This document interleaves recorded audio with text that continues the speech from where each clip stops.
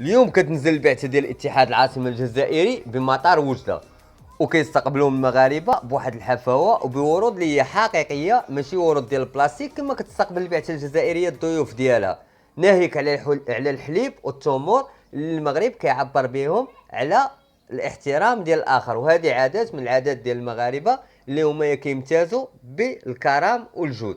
اليوم كنشوفوا بان الجامعه الكرويه ديال الجزائر بانها انهزمت امام فريق نهضه بركان، وبانها بانت ما كتفهم والو ومكلخه. وحتى النظام الجزائري اليوم راهو كينهزم امام فريق نهضه بركان وكيبان بانه قازم.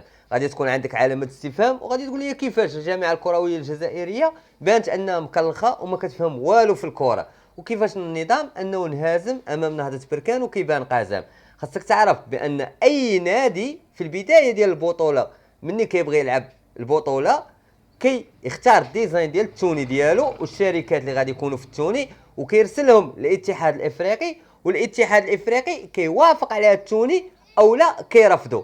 اذا الموقف ديال نهضه بركان هو واحد الموقف اللي سليم 100%، لانه قام بهذه المسائل كامله، وهذه المسائل القانونيه ما غاديش تفوت على فريق ديال نهضه بركان. وحنا عارفين ان فريق نهضه بركان يعني ما تيتكلمش غير على توني او لا ديزاين ديالو، بل كيتكلم على خارطه ديال المغرب اللي هي من طنجه حتى للقويره، واللي حنا كنفتخروا بها كمغاربه، واللي ما يمكنش اننا نتهاونوا في مثل هذه المسائل او نتساهلوا فيهم. وبرافو نهضه بركان، لان اليوم نهضه بركان كتبين ان الجامعه الكرويه الجزائريه مازال خاصها دروس في هذا المجال ديال الكره، وخاصها تفهم مثل هذه المسائل سابق ما تتكلم.